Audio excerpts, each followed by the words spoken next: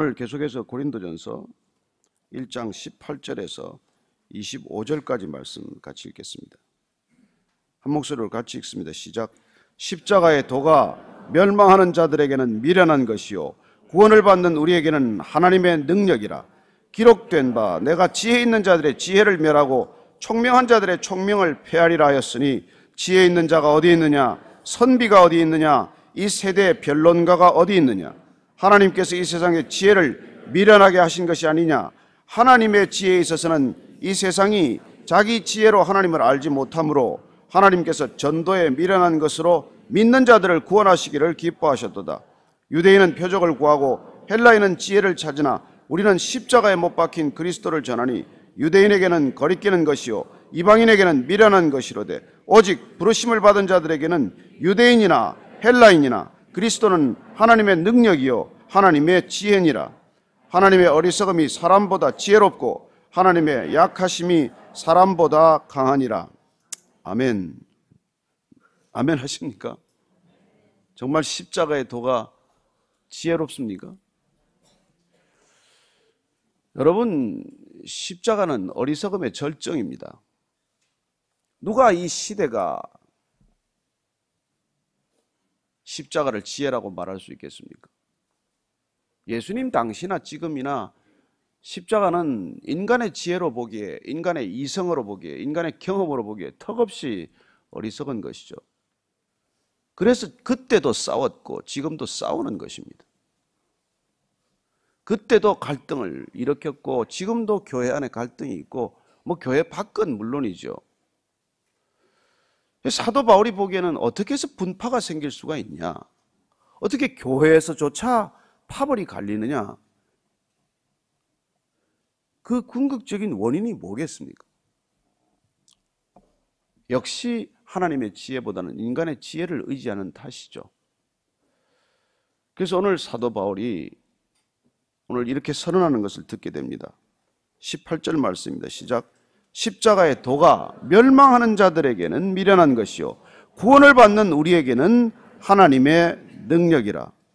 십자가의 도라고 번역을 했는데 개역개정이나 한글개역은 이렇게 번역을 하고 요새 나오는 표준 새번역이나 우리말 성경은 다 십자가의 말씀이라고 번역이 되어 있어요. 원문을 보면 로고스라는 표현을 쓰는데 왜 이렇게 번역을 했는지 모르겠습니다만 영어 성경도 이 로고스를 The Word라고 번역하기도 하고 Preaching이라고 번역하기도 하고 또 어떤 건 Message라고 또 번역을 합니다. 십자가의 말씀, 십자가에 관한 말씀, 십자가의 메시지, 십자가를 설교하는 것, 이게 언제든지 두 갈래 길을 확연히 가른다는 것입니다. 이 메시지가 주어지면 멸망하는 사람들은 이걸 절대 안 받아들인다는 거예요. 그러나 구원을 받는 사람들은 이게 하나님의 능력이 된다는 것입니다. 여러분, 십자가가 능력이 되고 있습니까? 그러면 구원 받으신 거예요. 그러나 여전히 십자가가 거치는 돌과 같고 십자가가 어리석어 보인다면 우리는 멸망의 길로 가고 있는 거예요. 사도 바울이 확연히 깨달은 겁니다. 십자가 앞에서 이렇게 마치 홍해가 갈라지듯 이렇게 확연히 갈라지는 것을 보게 되는 것이죠.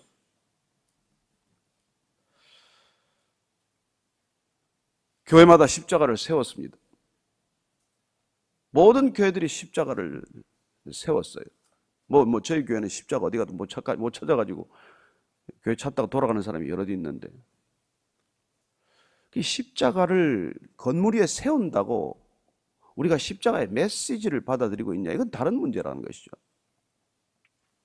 아무리 십자가를 설교하더라도 본인이 십자가의 길을 가고 있냐 아니냐는 별개의 문제라는 것입니다. 왜 이렇게 십자가가 확연하게 멸망과 구원의 갈림길이 됩니까? 예수님께서 왜 십자가를 지러 오셨습니까? 왜 하나님께는 그 방법밖에 없으셨습니까? 무엇 때문에 인간을 구원하는데 그 방법을 택하셨습니까? 그걸 어떻게 지혜라고 말할 수 있습니까? 당시 기준으로 보면 가장 어리석은 선택, 저주의 길. 그래서 유대인이나 헬라인이나 다 이 십자가를 받아들이지 못합니다. 지금도 마찬가지죠. 십자가가 능력이라고 생각하는 사람들은 극소수입니다. 십자가 이외에 표적을 보여달라, 기적을 보여달라, 능력을 보여달라. 이게 우리가 말하는 신사도 운동의 핵심이에요. 왜 신사도 운동을 우리가 이단이라고 규정합니까? 유대인들은 끊임없이 능력, 표적, 기적에 심취했습니다. 사실 그렇죠. 출애굽 자체가 기적 아닙니까? 하나님께서는 10가지 재앙을 통해서 기적을 보여주셨습니다. 하나님께서는 출애굽을 통해서 홍해를 가르는 기적을 보여주셨습니다. 이스라엘 백성들을 가나안 땅으로 넣을 때 요단강을 물을 세우심으로 기적을 보여주셨습니다. 여리고 성이 무너지는 기적을 보여주셨습니다. 기적에 익숙한 나머지 그들은 메시아를 기다리고 메시아가 다시 이 땅에 올 때도 그런 거부할 수 없는 기적을 일으킬 것이라고 기대한 것이죠. 로마 군대를 하루아침에 다 쓸어내 버리든지 날마다 오병이어의 기적을 베풀어서 일 안 하고 먹고 살 수 있도록 만들어 주든지 이런 기적을 원했지만 정작 메시아가 오셔서는 이런 기적을 베풀지 않았습니다. 그분은 자신이 광야에서 시험을 받을 때도 돌이 떡이 되게 하라는 기적을 보여달라는 유혹을 거절합니다. 나중에 궁극적으로 본인이 볼 기적은, 본인이 베풀 사인은, 표적은 나를 십자가에 못 박으라, 내가 사흘 만에 다시 이 성전을 일으키리라, 그 기적을 말씀하고 계십니다. 어쩌면 그분은 마지막 기적을 위해서 오신 것이죠. 그런데 이게 하나님께서 그전에 다 예고하셨던 거라는 것을 다시 한번 사도 바울이 기록하고 있습니다. 19절 말씀입니다. 시작. 기록된 바 내가 지혜 있는 자들의 지혜를 멸하고 총명한 자들의 총명을 폐하리라 하였으니, 이건 이사야서 말씀이에요. 이사야서 우리가 한번 찾아보십시다. 이사야서 29장 말씀이에요. 29장 13절 14절 말씀 같이 읽습니다. 시작. 주께서 이르시되 이 백성이 입으로는 나를 가까이 하며 입술로는 나를 공경하나 그들의 마음은 내게서 멀리 떠났나니 그들이 나를 경외함은 사람의 계명으로 가르침을 받았을 뿐이라. 그러므로 내가 이 백성 중에 기이한 일 곧 기이하고 가장 기이한 일을 다시 행하리니 그들 중에서 지혜자의 지혜가 없어지고 명철자의 총명이 가려지리라. 지혜, 명철, 총명 이런 말들이 나옵니다만 지혜란 무엇입니까? 사물을 인식하고 깨닫는 능력 아닙니까? 총명이란, 인텔리전스란 뭐예요? 사물을 분별해내는 능력들입니다. 인간은 그걸 자꾸 의지하는 것이죠. 그렇게 분별하고 우리가 경험할 수 있는 이성, 판단지는 어디로부터 온 것입니까? 그걸 어디서부터 왔는지를 우리가 근원을 잊어버리기 때문에 결국은 자기 자신이 구원자가 되고자 하는 것이죠. 모든 문제를 본인이 스스로 해결하고자 하는 것입니다. 우리는 그걸 기준으로 삼기 시작한 것이죠. 그래서 인간이 하나님보다 더 똑똑해졌다고 생각하기 시작한 것이죠. 왜냐하면 하나님 없이 내가 내 문제를 해결할 수 있다고 생각하니까. 제가 어릴 때 우리 아이를 키우면서 보니까 애가 조금 자기가 뭘 좀 할 수 있으니까 늘 내가 뭐라고 얘기하면 내가 할 수 있다는 거예요. 본인이 할 수 있다는 거예요. 내가 다 할 수 있다는 거예요. 우리는 어느 날 들어가서 이렇게 샤워장 목욕탕 문을 잠가버렸어요. 들어오지 못하게. 혼자서 씻을 수 있다는 거예요. 어린애가. 결과가 어떻게 됐을까요? 한 달 지났더니 발 뒤꿈치가 새까매졌어요. 혼자서 샤워한 결과. 어쩌면 우리 영적 상태가 그런 것입니다. 내가 혼자서 내 문제를 해결할 수 있다고 끊임없이 묵상하고 명상하고, 그래서 득도한 결과 발 뒤꿈치에 때가 새까맣게 낀 것처럼 되고 만 것이죠. 주님께서 그 문제를 해결하시는데 뜻밖의 십자가를 지십니다. 십자가와 관련해서 아침에 너무 심각하게 제가 여러분들 듣지 않도록 모처럼 죄송하지만 제가 우스갯소리를 한마디 해야 될 것 같아요. 절에 스님들이 모이면 옛날에 많이 싸웠어요. 그래서 뭐 어디 저기 조계산각 가면은 말이죠, 강목을 들고 나서 싸우고 막 소방차가 동원되고 그렇게 심각하게 싸울 때 이제 원로 스님들이 다 모여가지고 회의를 했어요. 이게 도대체 이게 국민들이 보기에도 부끄러운 일이고 불자들이 보기에도 이렇게 부끄러운 일인데 어떻게 이 문제를 해결해야 되냐? 이건 총무원장이 책임을 져야 된다. 가장 높은 사람이 책임을 져야지 누가 책임을 지겠냐? 그러면 누가 가서 총무원장의 책임을 지고 물러나라고 얘기할 거냐? 아무도 얘기를 못하는 거예요. 전부 고개를 숙이고 그냥 꿀먹은 벙어리가 되어 있으니까 가장 나이 많은 원로 스님이 일어나셔서 내가 이제 살 만큼 살았고 죽을 날도 머지 않았는데 아무도 이 어려운 일을 안 하려고 하니 내가 십자가를 지겠다. 그래, 여러분 어려울 때 절에 스님도 십자가를 진다는데 이 시대가 어려운 건 목사들이 십자가를 안 져서 그래요. 사실은 우리가 순교하지 않아서 그런 겁니다. 방법은 다 알아요.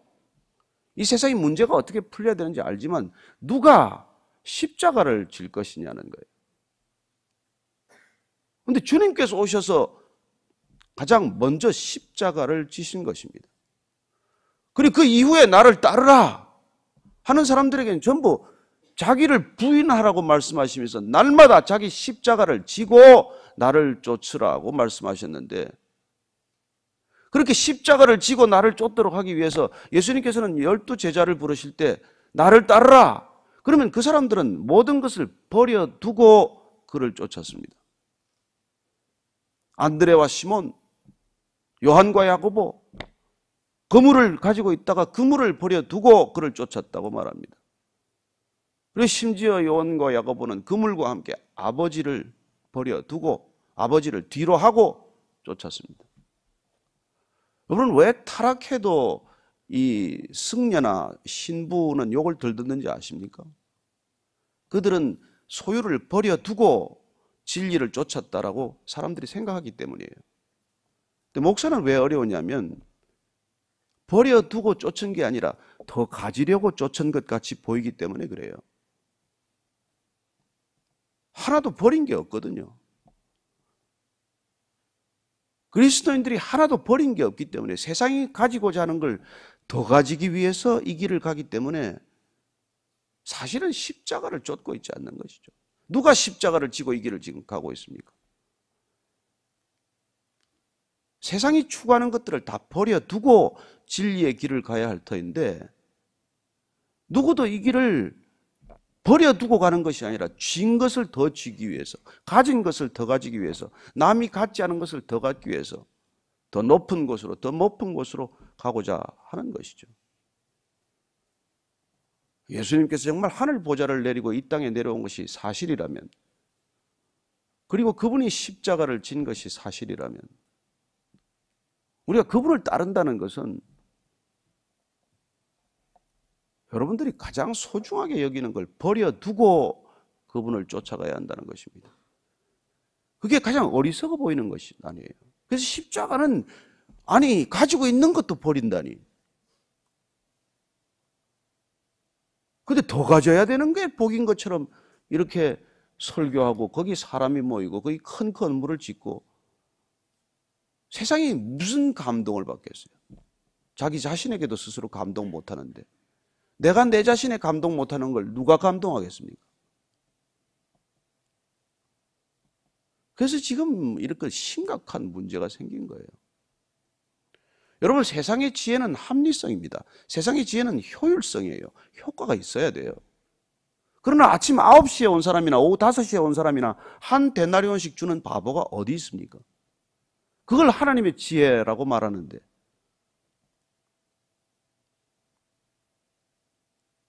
여러분 강도 만난 자가 뭐 피를 철철 흘리고 있으면 바쁘면 그냥 가면 되지. 그걸 왜 사업하러 가는 사람들이 자기 계약금까지 털어서 그걸 병원에다 갖다 실어줘야 됩니까?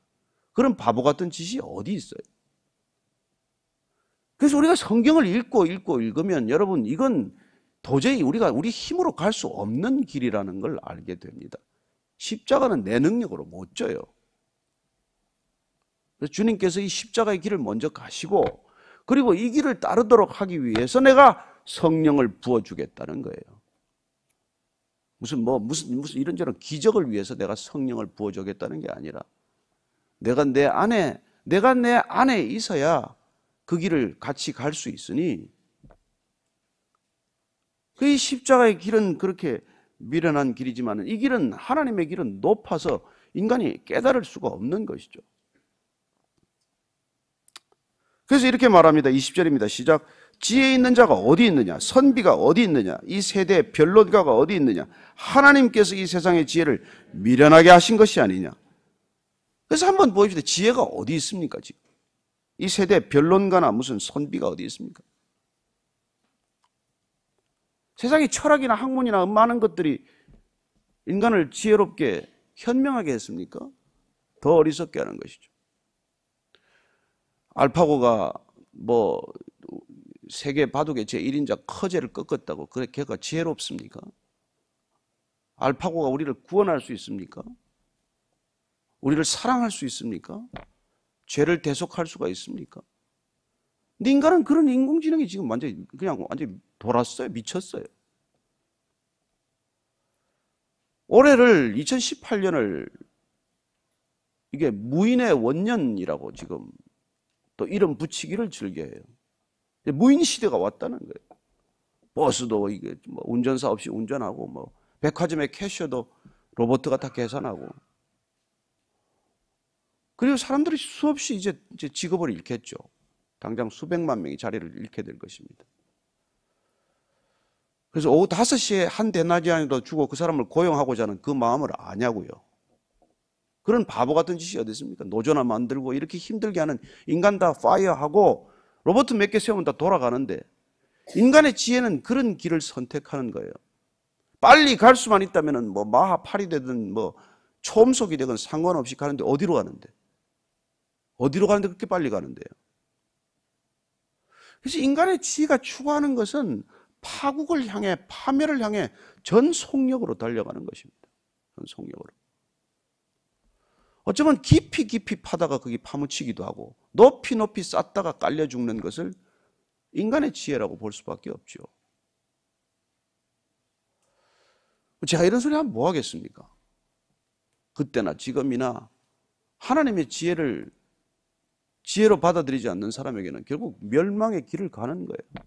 잠언 말씀처럼 어리석은 자들은 하나님이 없다 하도다 그런 거예요. 하나님이 어디 있냐? 보여봐라. 내 눈에 한번 보여봐라. 기적을 보여봐라. 지금도 마찬가지입니다. 그래서 21절 22절 읽습니다. 시작. 하나님의 지혜에 있어서는 이 세상이 자기 지혜로 하나님을 알지 못하므로 하나님께서 전도에 미련한 것으로 믿는 자들을 구원하시기를 기뻐하셨도다. 하나님의 지혜에 있어서는 이 세상이 자기 지혜로 하나님을 알지 못한다고 되어 있습니다. 하나님이 찾아오셔야 알지 우리는 우리 지혜로 하나님을 모른다는 거예요. 그래서 그분이 오셨습니다. 이 땅에 오셨습니다.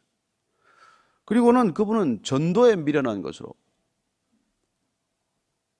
전도라는 건 여기서는 preaching, 캐리그마라고 이렇게 표현되어 있는데 복음을 전하는 거예요. 복음을 전하는 것으로 구원을 하시기로 작정하신 것입니다. 아브라함 한 사람을 불러서 시작한 이 일이 계속되더니 주님께서 오셔서 12제자 불러가지고 또 이 일을 시작을 하십니다. 12명 가지고 무슨 일을 하겠습니까? 아니 그분이 성전에서 그냥 뛰어내리고 돌이 떡이 되게 하고 말이죠. 모든 세상의 영광을 받아들이고 하면 한순간에 저분이 하나님이구나 믿어야 되겠다 할 텐데 왜 어리석고 어리석은 인간 12를 택해가지고 하나님의 지혜를 그렇게 전해야 하실까요? 그게 여러분 이해가 되십니까? 저는 이게 하나님의 지혜라는 그 표현에 대해서 우리가 동의할 수 있게 되길 바랍니다. 그래서 여러분들을 통해서 지금 전도하고 있는 거예요. 복음을 전하고 있는 것이죠. 구원은 마치 저와 여러분들이 입을 열어 전하지 않으면 거기서 멈추는 것처럼 그렇게 일하고 계신 어리석은 모습을 보게 됩니다. 근데 그게 사랑하는 방식이에요. 사랑은 가장 비효율적인 거 아닙니까? 어리석은 것 아닙니까? 퍼주고 왜 또 퍼줍니까? 그러나 그게 하나님께서 인간을 사랑하는 방식이고 하나님께서 인간을 사랑하는 그 방식이야말로 지혜 중에 지혜, 아니겠습니까? 그런데도 여전히 유대인은 표적을 구하고 헬라인은 지혜를 찾으나 우리는 십자가에 못 박힌 그리스도를 전하니 유대인에게는 거리끼는 것이요 이방인에게는 미련한 것이로되 오직 부르심을 받은 자들에게는 유대인이나 헬라인이나 그리스도는 하나님의 능력이요 하나님의 지혜니라.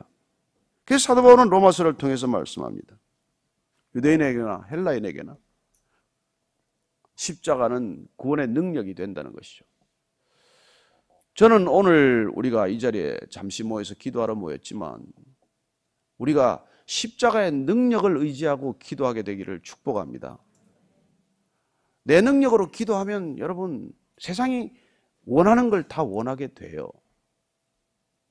그걸 버려두고 쫓아가야 될 것들을 도로 손에 쥐기 위해서 기도합니다. 이걸 떨어뜨리고 가야 되는데 그걸 다시 깨진 걸 다시 딱 주워서 붙여가지고 그걸 무거운 걸 다 들고 그분을 쫓으려고 해요. 그래서 우리는 그분의 능력을 경험하지 못하는 것이죠. 왜 약할 때 강함이 된다고 말합니까?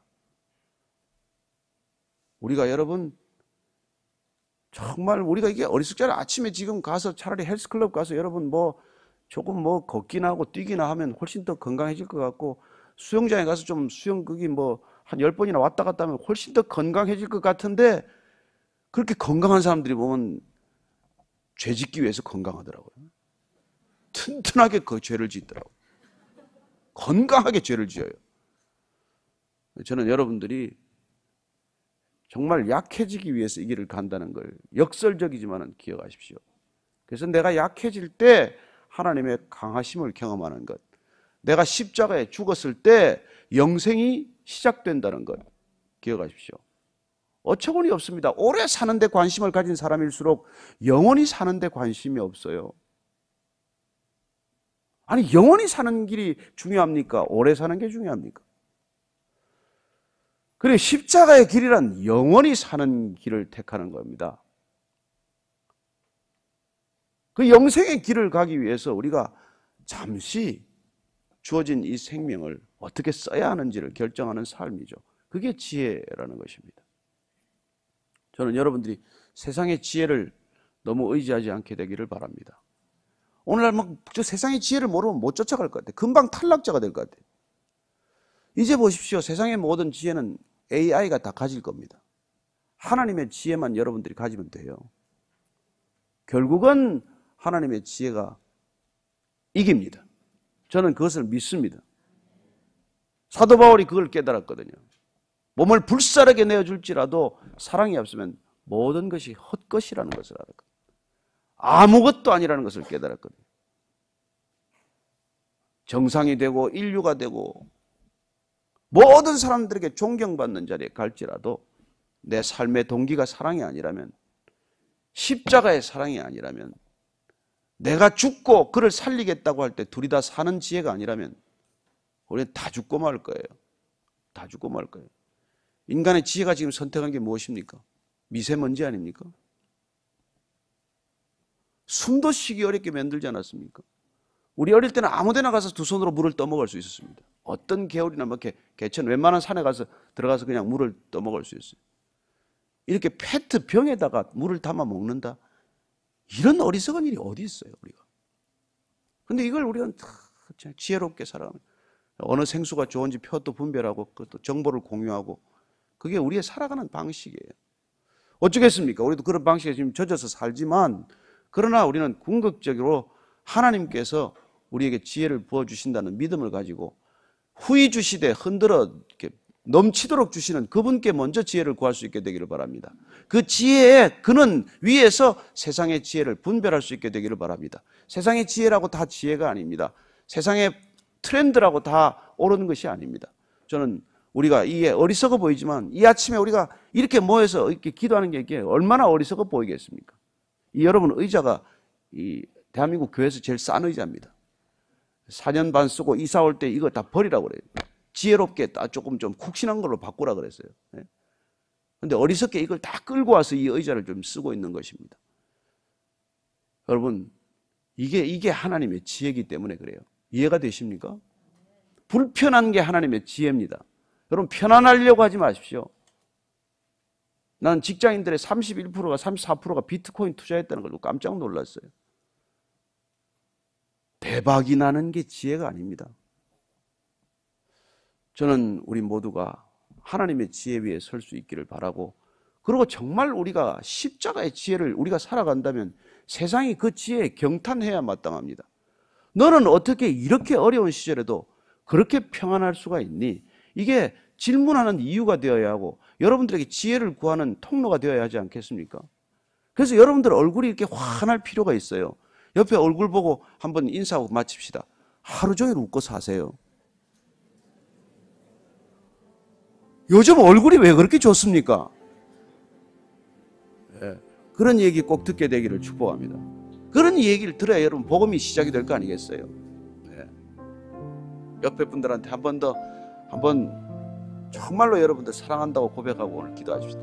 사랑합니다. 사랑합니다. 우리 기도할 때 오늘 주님, 십자가에 이 미련한 길, 세상이 미련하다고 하는 길 끝까지 갈 수 있게 하여 주옵소서. 가다가 넘어지지 않게 하여 주옵소서. 넘어지더라도 지고 가게 하여 주옵소서. 하나님, 십자가를 세워놓고 나와 상관없이 사는 것이 아니라 날마다 십자가를 지고 나를 부인하고 살아가는 지혜로운 길 걷게 하여 주옵소서. 내가 부인되는 삶, 억울한 삶, 수치스러운 삶이 아님을 다시 한번 주님께서 보여주셨사오니, 사흘 만에 부활하신 주님, 부활 생명 우리에게 주셨사오니 그 생명 붙들고 살아가는 하루가 되게 하여 주옵소서. 한번 같이 기도하겠습니다. 하나님 아버지, 주님, 이 길 혼자 가는 길이 아닙니다. 주님께서 볼지어다 세상 끝날까지 내가 너희와 항상 함께하리라고 하신 길, 주님과 함께 동행하는 길임을 감사합니다. 주님, 끝까지 주님과 동행하는 걸음 될 수 있도록 날마다 내 안에 가득하신 주님, 흘러넘치는 주님, 그 주님과 동행하는 기쁨을 놓치지 않게 하여 주옵소서. 하나님, 세상은 모든 것들에게 어두워져 있지만 빛 가운데로 걸어가는 우리의 삶이 되게 하사 너를 어두움에서 불러내어 귀한 빛으로 인도하신 자의 덕을 선전케 하려 함이라고 하셨사오니, 주님, 빛 가운데로 걸어가는 이유를 묻는 자들에게 주님 온유와 겸손으로 대답할 수 있도록 우리의 입술에 지혜를 허락하여 주옵소서. 입을 열어 담대히 복음을 전할 수 있도록 주님 모든 사람 만남과 기회를 허락해 주셔서 이 모든 것들이 주님, 주님을 증언할 수 있는, 증거할 수 있는 삶의 소중한 기임을 깨달았사오니, 주님, 오늘 하루도 주님을 증거하는데 내 삶의 모든 기쁨과 초점이 맞춰지게 하여 주옵소서. 살아계신 하나님 아버지, 오늘도 이 십자가의 길, 십자가의 말씀, 십자가의 메시지를 가슴에 가득 담고 이 어두운 세상 기이한 빛으로 걷게 하여 주옵소서. 그래야 우리 안에 있는 소망의 이유를 묻는 자들에게 온유와 겸손으로 대답할 수 있게 하시고 우리 입술의 지혜가 모두 십자가의 도를 전하는데 맞춰지게 하여 주옵소서. 이제는 십자가에서 모든 지혜를 쏟아부어 주신 우리 구주 예수 그리스도의 은혜와 하나님 아버지의 헤아릴 수 없는 사랑과 날마다 십자가의 도를, 십자가의 길을, 십자가의 말씀을 걷게 하시는 성령님의 이끄심이 오늘 세상의 지혜가 아니라 세상 모두가 어리석다고 할지라도 하나님의 지혜를 쫓기로 결정한 이 자리에 고개 숙인 모든 하나님의 지체들 위해, 진정한 교회 위에 지금부터 영원까지 함께 하시기를 간절히 축원하옵나이다. 아멘.